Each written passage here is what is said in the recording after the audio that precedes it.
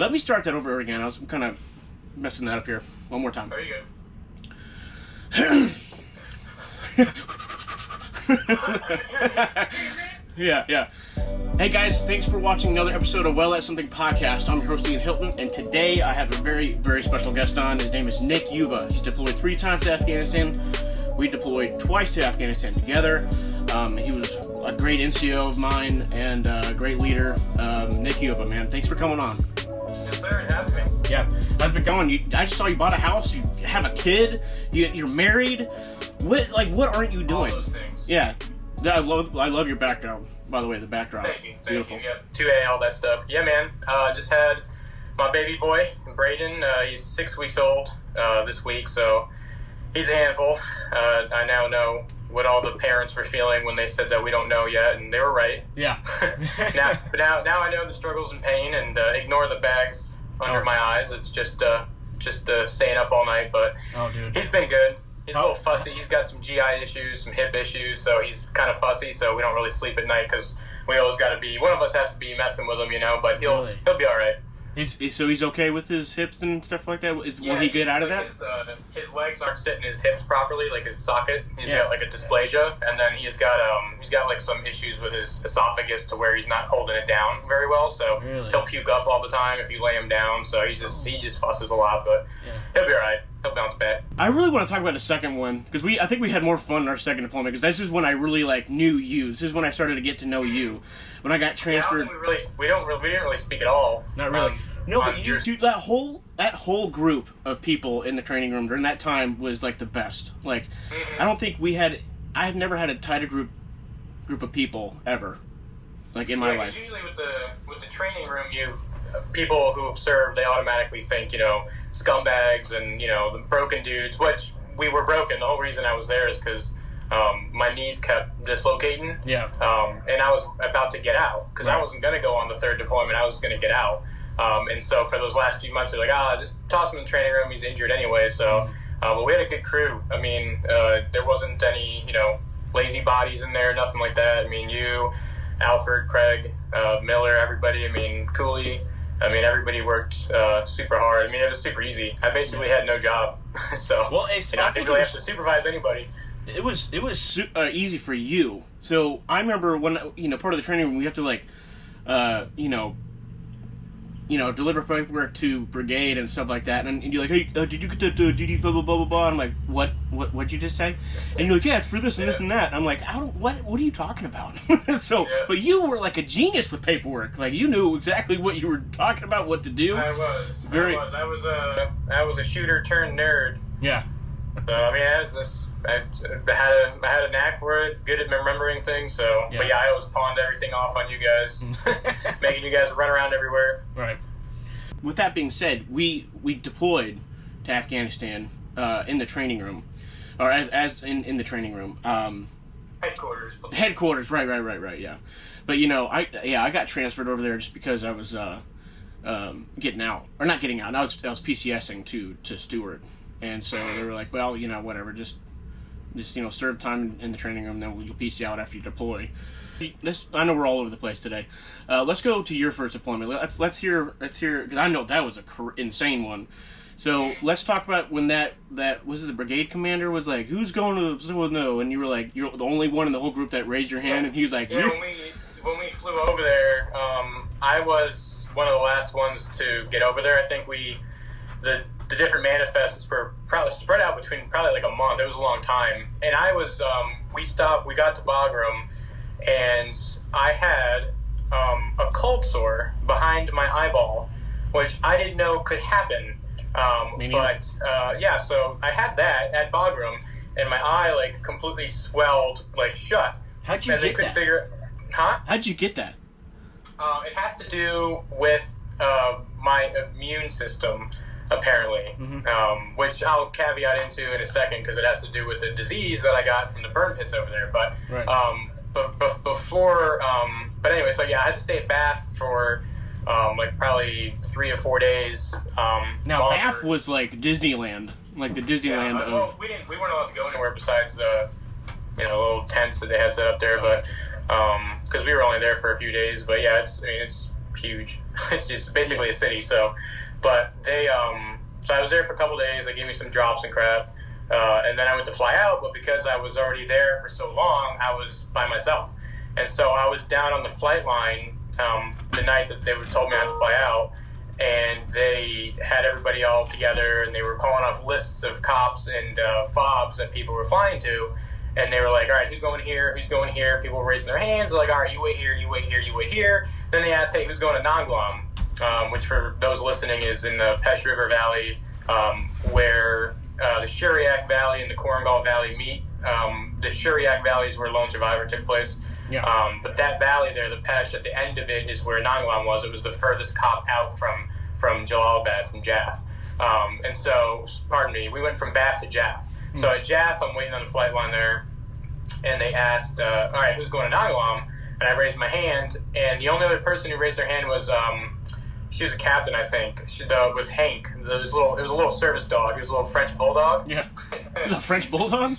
Yeah, she just flew him around to different spots as like a mental health thing. Oh, okay. So yeah, she went out there into the sticks with the dog and everything. But so we were the only ones who raised our hand, and they were like, all right, you guys hang out because you're going to have to wait for the air weapons team to escort you. So I was like, okay. I mean, here I am, 18 years old. Yeah. And I was like, oh, that seems intense. So, we took our flight and everything and flew over there. We got in at night, so I hadn't seen anything. And then, they got me situated in my room and everything. Next morning, wake up. I didn't have to go on that morning patrol because I just got there. I had no clue what was what. So then the next morning I woke up and, you walk outside and you just look and you're just like, oof, you're just sitting in the middle of a valley, just surrounded by mountains on all sides and just like, oh, okay, it kind of hits you and it's like, okay, this is real. I'm here. It's time to do something. I'm not going home after this. I'm not going to sleep. It's time to work. So, so it's definitely an intense feeling. And probably in the first week or so, we went on our first, my very first mission ever. Davis, you remember Davis? Was he out? He might have been out before you got to the unit, but he made me walk in front of the MRAPs with a Goldie. So here I am, like, by myself, brand new first mission, and I'm walking in front of an MRAP with the Goldie, just like, boop, boop. Yeah. In the middle of the Pesh River Valley. Yeah, I'm not going to get shot or anything out here. But I'm looking at the ground the whole time. Yeah. He made me do that for a while, but I think a couple days later, we got in our first firefight, and I was with the Terp that we had with us, and I was behind a wall with him, and we had been walking for a while, and I was behind a wall with him because we took contact, and the rest of the squad was kind of they were on a different wall, and I remember Davis wanted me to go over to him, so he's like, hey, come over here. So I'm like, well, there's rounds landing right there in front of us, like in between us there was rounds landing. And he's like, yeah, I know, it's fine, get over here. And I'm like looking at the Terp, and I looked at him, and like that was the moment, that everyone talks about, and nobody really, you don't go in depth and you don't talk about it amongst yourselves, but once you get out, you realize that flipping the switch, it's a real thing. So that was the moment where I had to tell myself, like, all right, you have to do your job. This is what the rest of it's going to be like while you're here. So, time to nut up or shut up. So that's when you flip the switch, and I ran across the gap, and rounds landing everywhere. But after that day, and it's just that was it. That was just your everyday. You didn't think about it again once you flipped it that first time. That's nuts. I got a quick question for you though. So you were in the valley, so you're essentially doing patrols up and down mountains, right? It's a stupid question, luckily, but where we were. And I'd venture to say, I don't know the statistics, I'd be interested to learn them though, but for that area of the Korengal and the Pesh, years prior to that, you could watch Hornet's Nest, you can watch Restrepo, you can watch Taking Fire. Every single documentary that's ever been done about Afghanistan, for the most part, by and large, are about that area that we were in. It's aside for some of them that take place in like Calf and Helmand and things with the Marines, but for the most part, everyone knows that area, that valley.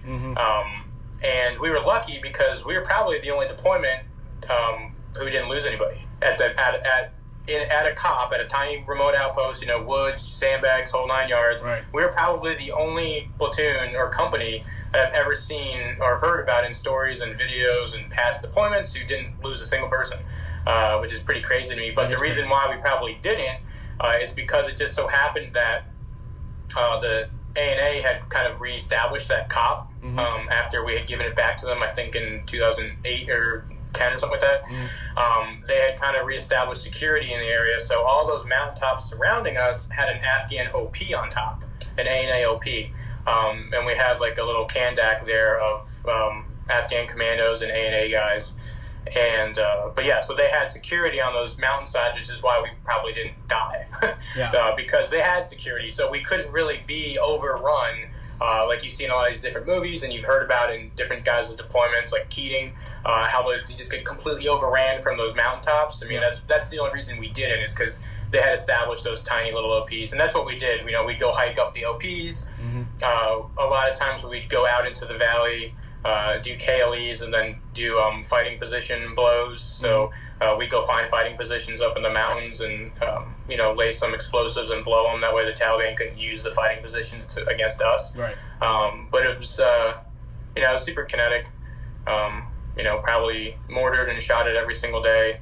I think by the end of deployment, just from our platoon, we had, I think, 82 or 83 confirmed kills of the Taliban. So, and that's between guys, you know, firing lines of guys firing into the mountainside from the Crow Gunners, 50s marks, and from the BDA, the battle damage assessments from any of the air that we called in. So anytime we called in like an A-10 or an Apache Kiowa, and they did the BDA and let us know how many guys were dead, that was added to the count, because, you know, we didn't kill them per se because the air weapons team did, but we were responsible, you know, for that engagement. So so including those kills, and yeah, it was about 82, 83, I think. So it must have been really crazy for you, though, because, you know, you went from your first deployment that was, you know, on a mountain in a valley, you're going up and down, to we were at FOB, I think we could say it, I mean, FOB Apache, you know, it's not, you know, we don't have it anymore, but to like flat. It wasn't really that hilly or mountainous, you know, so it must have been a big difference for you, you know. Was it like a culture shock, sort of, you know, going into something like that? It was weird, I think, not seeing as many people, because in the valleys, you know, you're in like a village, you know, it's all a mountainous village, so when you go out into the village, you're seeing, you know, hundreds of people all the time. I mean, they're just everywhere. You're in their houses, you're next to their homes and things, and the river, they're in there, they're driving around you. But at Apache, because we were in Zabul, that was that Kalat, right? That's the city that was there? Yep. Kalat. Because there was no city. Kalat was like way over there, and we didn't go there. So, I mean, some of the guys, I think some of the platoons drove through a lot, but really it was just presence patrols that were dismounted in the middle of nowhere. You know what I mean? We didn't go into cities and towns, and, you know, we just sat in the desert pretty much.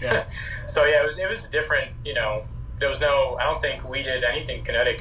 You know, what's funny though is like when we drove through that city, we like saw gyms and like restaurants, and it was weird. But you remember sometimes like our antennas would get caught on the power lines, so we had to go and bring them down.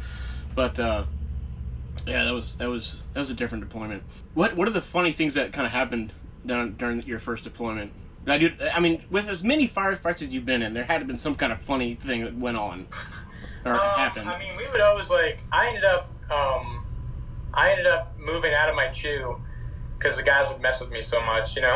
Because back then, you know, I was you know, a little 110 pounds soaking wet, you know, didn't stand up for myself. But I mean, I was always kind of the goofball and everything. And I think everyone kind of got along with me, but you know, the guys would always like mess with me so much, and I ended up moving out of my squad's bay, and I was like, I'm done with you guys, and I moved into the other squad bay. I just like slept in. I think I slept in Vansco's bunk with him for like a long time, because I was just tired. Because once you're with each other for so long, you know, just like you just butt heads so much, and I just butted heads with a certain individual. Yeah. Old man Reynolds. Yeah. I hope you're listening, Ray. I love you. Yeah. But yeah, I mean, we butted heads. You know, I butted heads with a lot of people. You know, but it just comes with, you know, being around each other for too long. So, but we would just sit outside, and I remember Tavares and me, we ordered slingshots off Amazon and had them sent out there, and we would just sit outside and we would try and shoot birds out of the sky. Like, we would just sit there with slingshots and try and shoot crows out of the sky because we were so bored. We played a lot of soccer. You we didn't played a lot of football. You didn't have like internet. No. We had an MWR, which was we had, I think it was like 1 or 2 computers at a time that could be up, but they didn't really work. And I think no one really used them too much. And I think it's because with a deployment like that, you really try and kind of distance yourselves from home, because it's like it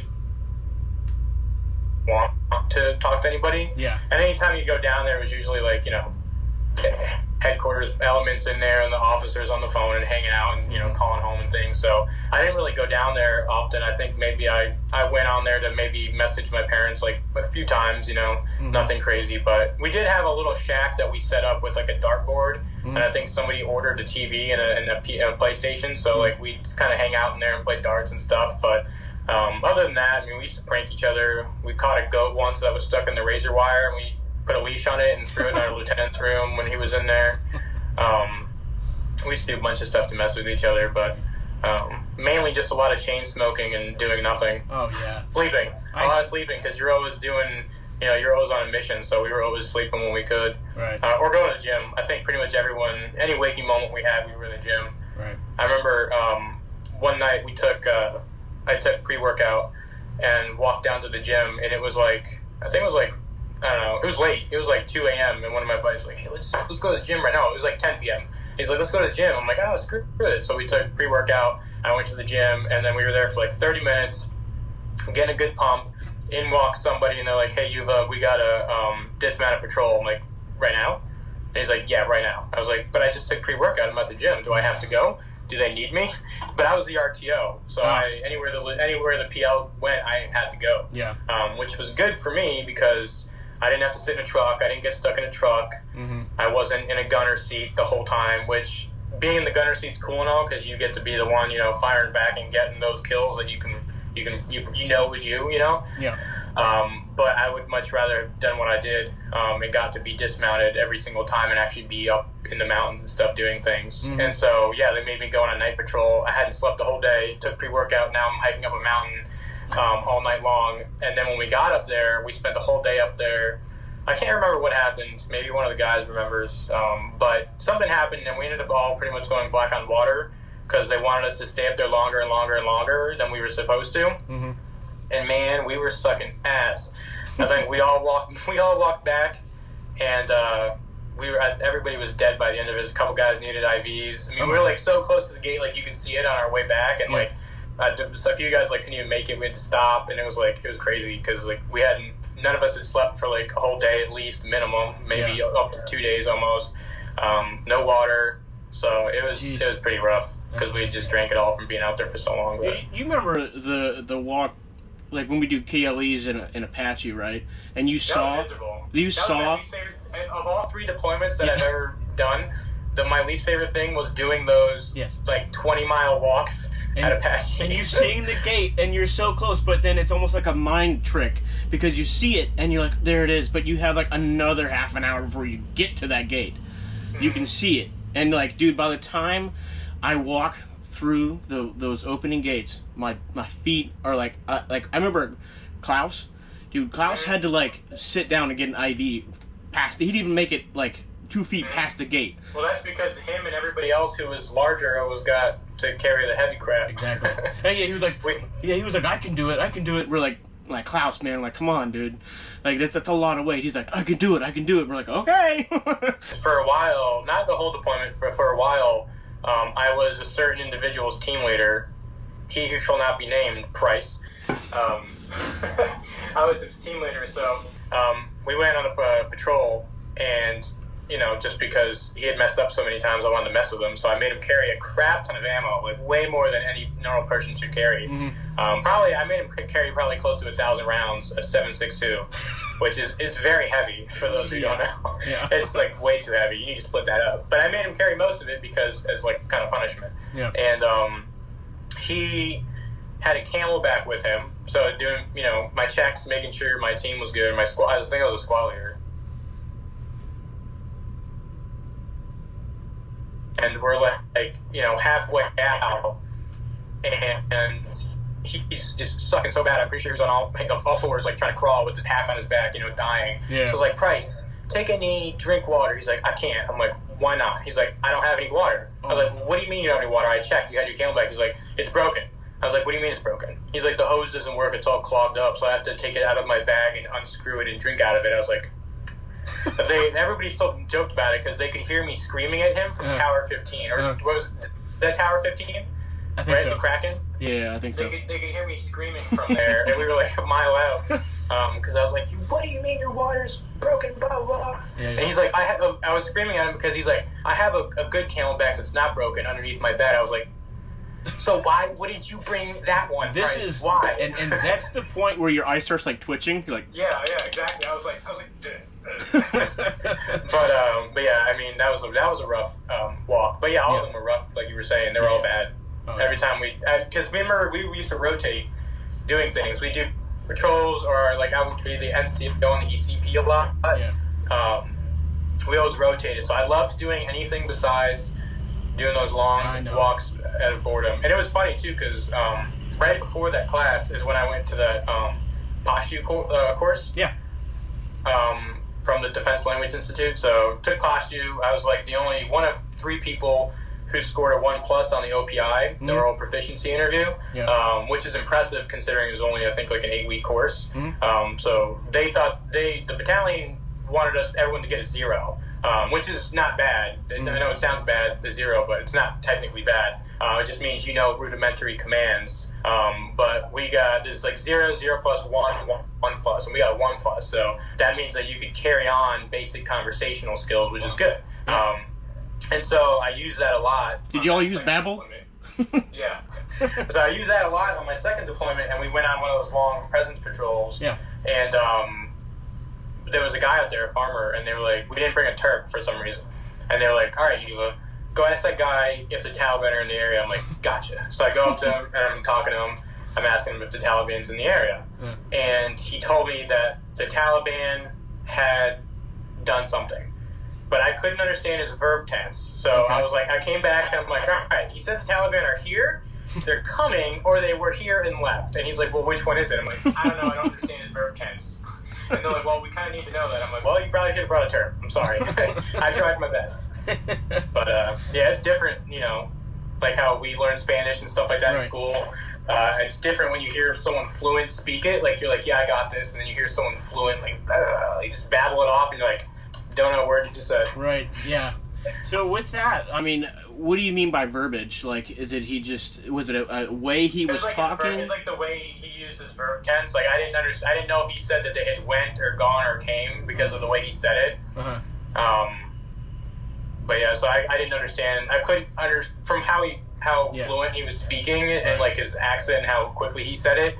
I kept asking him to repeat himself, and I could not understand what verb tense he was using. So I'm like, I don't know. I'm sorry. But I used to use it a lot for like commands and things like at the gate. Like I tell the guys like lift your shirt up, turn around, and things like that. But yeah, conversating with them was hard because they just talk so fast. It's too hard to understand. One of the funniest memories, I remember we were up on a hilltop, one of the small ones we had in Apache, and Fleming, my team leader, was behind me, and there was a school that was like maybe 300 meters away from that little hilltop there, and it's like 2:00, and these kids are hauling butt like outside. I mean, there's just like ants coming out of an anthill, right? And all of a sudden I hear Fleming go, "School's out for the summer." Dude, we started dying, dude. It was so funny. Just little stuff like that, I you know, to kind of outweigh the bad sometimes. But hey, so let's kind of divert the conversation a little bit. So you right now, you're in school. Where are you going to school? I am a senior, I think now technically, doing an all-online degree for digital marketing and advertising through Liberty Online. Okay, yeah, I've heard of that. Cool. So yeah, right now it's a Bachelor's of Science in Business Administration with a constant focus in digital marketing. So right now I'm doing some kind of ethics class as my last elective and a financial analysis class to finish up my math stuff. But there you go. It's not bad. Yeah. It's full time. I go full time, so the VA, you know, they pay me to go full time. So, but it's not too bad. I'm home all the time because I'm 100% disabled from the VA from that first deployment. So I sit home all day long, do school. On the weekends I do work though, and then I do co-own that firearms training company out here. Okay. So with this degree, where do you want to go with it? Well, right now, for the company that I co-own, DEFCON Delta, it's a firearms training company. And we're just now, in the last few months, branching into security contracting. Okay.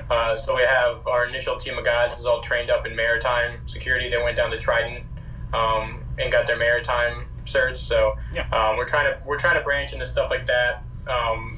But for them, aside from kind of doing the admin stuff, I do all the social media, web design, marketing, advertising, photography, videography. I'm basically like the media guy. So I knew I wanted to get my degree. I didn't want it to go to waste, because if the VA is paying for it and they're going to pay me to go, I might as well, right? I didn't want to tell my kid, I had free college, but I didn't go because college is dumb. I didn't want to be that guy. So I figured, hey, I'll get my degree and I might as well get it in what I'm actively doing. So let me get it in digital marketing. Right.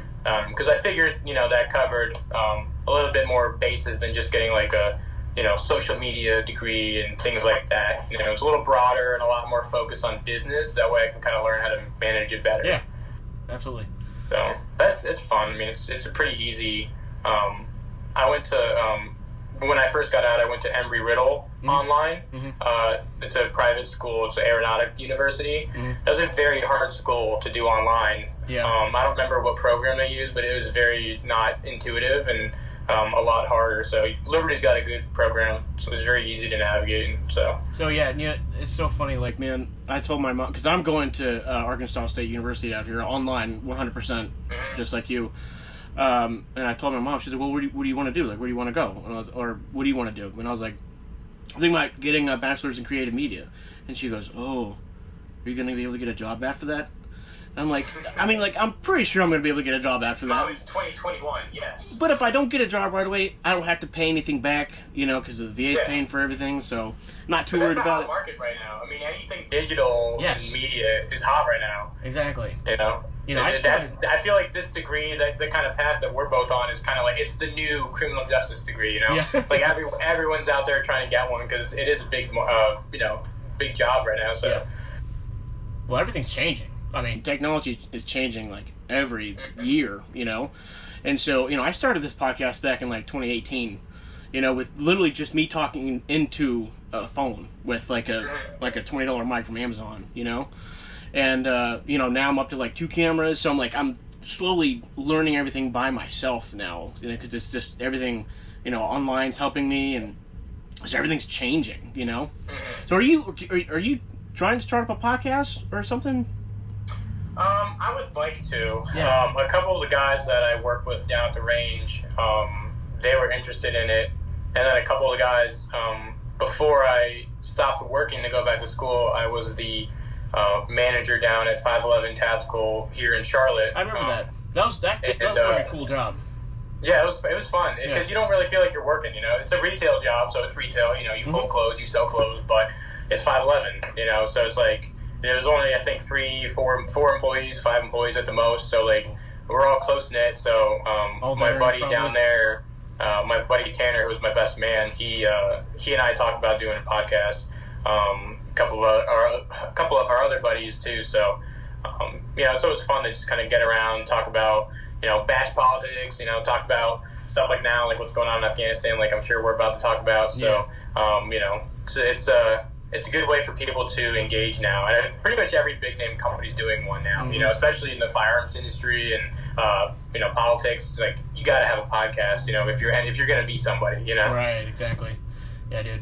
And the hardest part for me was really just getting in front of the mic and talking, or being in front of a camera, and doing this. That video that I made the other day, I don't know if you saw that. Yeah, I saw it, yeah. I made like an update, like a training update. It's the first time I've ever done that. Really? So my wife was laughing at me because I was sitting in this exact spot, and man, I must have hit record on that camera like 100 and something different times. I had to sit there and delete so many videos after I took it because I'd slur a word or I'd say something the wrong way. I'm like, no, it's not perfect, Yeah. But I think I'm learning to be a little bit more candid because it doesn't, can't be perfect. It looks good. Like everything to be perfect. So look good to me. It looks good because it was the 200th take. So yeah.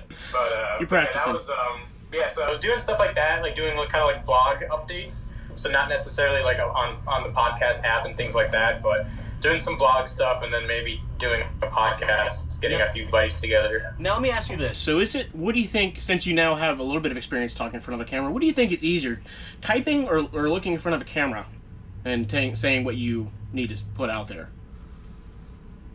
What do you mean by typing? You said vlogging. Do you log anything as well? Like vlogging, like doing a video, right. Like a pre-recorded video with myself. Yeah. Not like a podcast with other people talking about certain things. I guess they're the same thing. To some extent. Yeah. But I'm not like you. I don't have all like the audio equipment. Like I don't know how to even do a podcast, But I can make a video and I can post it. So to me that's easier for now. But something one or the other. I do have a blog section on our my company's website at DEFCON Delta, the firearms company. But I never actually wrote anything. But I think I'm going to start writing stuff because obviously if you follow me on Instagram, I have a whole lot to say about a whole lot of different things. So maybe it'd be good to have an outlet, let some of that out and kind of talk back and forth with other people because I don't mind, friendly debate. So exactly. I think it's good to kind of share each other's thoughts. It's the only way we learn new things. Exactly. Yeah, unlike this new culture where you can't have a say in anything, or if you do say something, you're immediately canceled. Hey guys, if you like the show, please hit the like and subscribe button down below. If you're listening on YouTube or on Facebook, just hit the like button. But the reason why this video got cut short is because my GoPro camera got overheated and it just shut off. So I'm sorry, but this is what happens. Thanks for watching, and stay tuned for more episodes of Without Something podcast. Thanks guys, appreciate it.